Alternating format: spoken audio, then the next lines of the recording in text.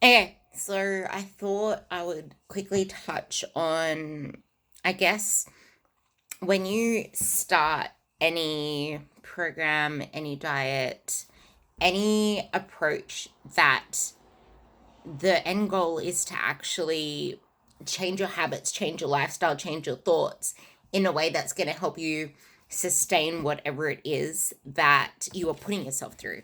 And this is the thing, and this is where a lot of people fall short. So they usually they don't think about what's going to happen like 6 months from now. And like something that I hear and see a lot is, okay, what's like what's the time commitment? What's the like contract for this, or how long does this go for, or something like that. Like people are looking just short term.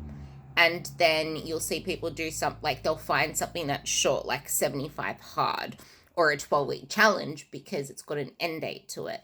And while that's all well and good, it's more so the intention behind joining it. Like, I changed my mind on a lot of group training lately because it's like, yeah, as much as I used to hate on this before, I actually feel like it's a great way to get people into the whole training thing if they're intimidated to get into a gym and it's going to get them into that environment.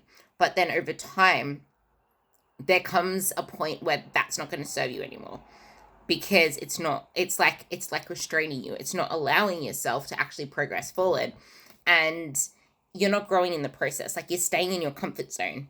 And if you realize that the whole thing that you're going through, you need like focus on the process, you actually grow in the process. There is so much that can come from the process if you allow yourself to actually see what is something going to do for you. But people don't think about, what is this actually going to bring me? What is this actually going to add to my life? I have something written down that I really want to actually read. So, there is value and purpose of each and every experience. The point of anything is not what you get from having done it. The point of anything isn't the outcome. It's not chasing what this is going to bring you. It's who you become from having gone through it. It's all about growth at the end of the day. Like, honestly, if you're approaching something from a standpoint of, this is what I need to give up or this is what I need to sacrifice for it, what do you think you're going to be focusing on? What do you think the outcome's going to be? Like, you don't really grow as much as you can in the process because everything that you are putting yourself through to get to that process is more like, I need to go through this, instead of I am actually achieving this. I'm learning from this. It's almost like you're putting yourself through doing chores, like slaving away to something just to achieve an outcome. It's just like, oh, pretend like, let's pretend we're like in Alaska or something, and it's like stormy, snow everywhere, and it's like, now you need to actually go through the brutal work of shoveling all the snow out to get the outcome of, I need to actually get the hell out of my driveway. It's it's pretty much like that. Like, you're shoveling all this snow out just so you can have a clear driveway. But it's gonna snow again. Instead of actually, for example, putting up a massive like shed or something over the driveway so that your car doesn't get bogged down next time, for example. That's probably a really stupid example, but it's like you're focusing on just clearing out the pathway for the sheer purpose of getting the car out, instead of learning from the process and then building ways to become so that it's more resilient next time, so that you save yourself the work, or you save yourself like the same mental energy, the same physical demand. The bad things grow you, and so do the good things. And in reality, bad is only what you're taught to believe. So when you come into a process, I spoke about this on a podcast with someone, because it was it was mainly around menopause women. And the thing is, if you're going through menopause, obviously you're at an older age. And that means that you've been going all these years and decades through your life playing the same old cassette player in your brain with these old beliefs, these old stories you tell yourself, all of that stuff that is holding you back. It's going to be so much harder to change the longer that you've been playing that cassette player. And you need to recognize that. But you're never going to grow. You're never going to get out of your rut if you don't, like I said on my last podcast, you need to be aware of it first. You need to be aware of what thought processes what thought processes are the ones that are holding you back.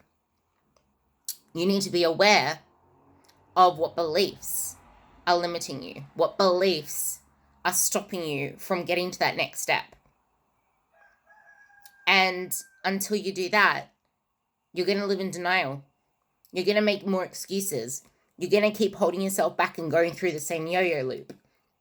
And I was talking with an older client today that literally said that she can believe all the things. Like, she knows that carbs aren't going to do this and that for her.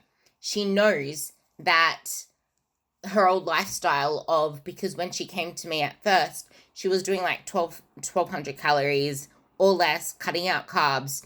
And as soon as the results stopped, or as soon as she felt bad within her body, she would start to cut the carbs again. She would start to cut her food more, do more exercise. And the question she came to me with is, what's the difference between compound movements and traditional movements? And I'm like, huh? What are traditional lifts? Huh? Because, like, to me, compound movements are traditional lifts. So I had no idea what she was talking about. But then she explained the compound movements, like you do a bicep curl into a lunge or a bicep curl into an overhead press. I'm like, okay, that's just no, that's dumb. But there's no such thing as a stupid question, because if you don't ask, you'll never learn. But the thing is, she knows this stuff. She knows it. But when you're in this place where you're not comfortable in your skin, where you feel like you've lost control over everything around you, it could be even due to hormones. It could be making yourself the victim to any situation because you're not taking that ownership. And this is where awareness comes in. You need to be aware. You need to get out of denial, and then you need to take ownership of the situation. You need to acknowledge the situation and realize you are in the driver's seat of your life. You have power over every choice that you make. You may feel like you don't, but you need to hone in your vision on what you do have control over. And it's not always easy, because I fall victim to it over and over again, and sometimes I can hit a breaking point as well. I'm human. And it's okay to not be okay, and it's okay to cry. It's okay to have a breaking point. It's okay to express your emotions. It's okay to, some people don't cry, they just have a massive rage. It depends on how you express your emotions. And that's okay, especially with everything that's going on. But don't allow yourself to dwell there. That's where we go wrong. Never allow yourself to dwell there. You need to actually, because everything that you just went through is going to be a waste. Like, it's going to happen again and again and again, and you're going to keep going through the same cycle if you don't allow yourself to pause, like I said in the last episode. So you need to allow yourself to take a step back, minimize distractions, and to just audit. And that's literally what I'm doing today, because it's been quite a crazy last 2 weeks. And I've set in more boundaries in place now, where I'm limiting myself to 2 podcasts a week, like having guests on either 2 times or being on 2 podcasts a week, unless I know that it's doable to do 3, I'm limiting it to 2. So, like, you learn through new things. And the thing is, trying to build up my podcast, for example, is a new pursuit, because I want to bring more quality information to you girls. And I feel like this is actually going to be better, because you're not going to be bombarded with really long podcasts all the time. And then I can actually put up shorter ones like this one, which I'm going to extract the audio from and put it up as well. But that's the thing. That's the thing. You need to actually take lessons from things that you need to be aware, like I said. Acknowledge it, get out of denial, take lessons from it, because that's where we grow from it. And the point is, it's not about how much you get right. It's not about how much you get wrong either. It's not about how much you struggle. It's about how much you get better with every experience, with every point of awareness, the good, the bad, the terrible, the struggles, the whatever it is, because there is so much that is not within our control. And that is why I hate it when we focus so much on trying to micromanage numbers, trying to micromanage and feel like we're in control of things like the scale, like how much we can lift one day, because we're not. That's focusing on the outcome, not focusing on the process and how you feel throughout that process. Because as long as you're doing everything that you need to do in the process to bring whatever outcome that the process should deliver, you're going to be on well on your way. And like I said, sorry, this thing keeps falling. Like I said, because my clip is holding up my phone. But like I said,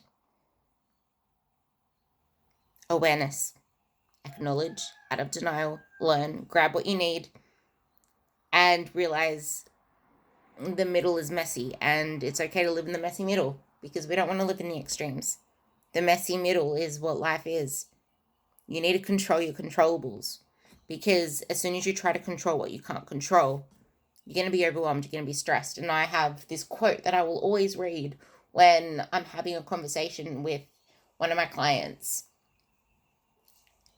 and they're going through the same thing. It's, I swear I had two quotes up there. I don't know where the other one is. It probably fell. But it's, overthinking may ruin happiness and opportunity. It can create unneeded anxiety. You're overthinking so much because you want to control the outcomes. The only thing you can control is your effort and your attitude. That's it. You can never control the output, ever. You can only control the inputs. And not even all the inputs, because there's chaos in the middle. But you can control your effort. And you need to pick your battles. Alternative, tell yourself you deserve it. And then take the necessary actions you can to earn it. And not everything's going to be easy, not everything's going to be simple, and that's okay. Because the only way you can possibly fail is to abstain, because failure is inevitable. You are going to fail. And I read a quote the other day, and it was something like, if you go into a battle, if you go into anything in life only visualizing success, only expecting success, you're gonna fall off track a lot more often than if you go in expecting failure as well, because you will fail. You're always gonna fail. But expecting it and learning how to handle it and realizing you'll always relapse, that's the biggest thing. Because you're preparing for it. So you know that you're not broken. You know that there is nothing wrong with you. You know that you're not doing anything wrong. It's part of life. You will relapse. You will get overwhelmed at times, and you will revert back to your old habits, because that's the way the brain works. And when you're stressed out, your brain loses short-term memory. It can't consolidate new information. It can't learn new information. That's what happens when you're stressed out. And that's okay too. You're not broken. That's human. And that's why it's so important to pause, to breathe, to bring yourself out, and to be selfish. Like, learn not to make yourself available to everybody on weekends. You should not make yourself available to everybody every single day. Me, for example, I don't get a holiday, so I need to pick times through the week, through each day, that I literally make just for me and time block everything else, because I can't take weeks off. I can't take a whole week off. I can't take a holiday because I have this. And I'm not complaining because I love what I do and I choose to do it. Okay? Do not attach yourself to any one outcome being good or bad. The moment you decide one outcome is the right outcome, you're also deciding that another one is a wrong outcome. And sometimes things don't work out the way we intend them to. Some things do, some things don't. That's all a gift in itself. That is all, like I said, that is an experience to learn from. Just never attach yourself to an outcome. Attach yourself to who you want to become. And realize that that too is dynamic and that too can change. The more you attach yourself to something, the more you're going to set yourself up for failure, because it gets so hard to detach yourself from it. And I say it in nearly every podcast. And that's, do not attach. Do not attach. Well, actually, it's more the fact that I was saying when you attach yourself to the identity of someone who's always trying to lose weight or who's always been this big person, it becomes harder and harder to think otherwise. And as soon as there comes a point to stop focusing so much on that and to start focusing on who you want to become and how much you can add to your life, there's this mismatch. Anyway, I'll leave it at that. I went 6 minutes over. Hope you like this, and I love you.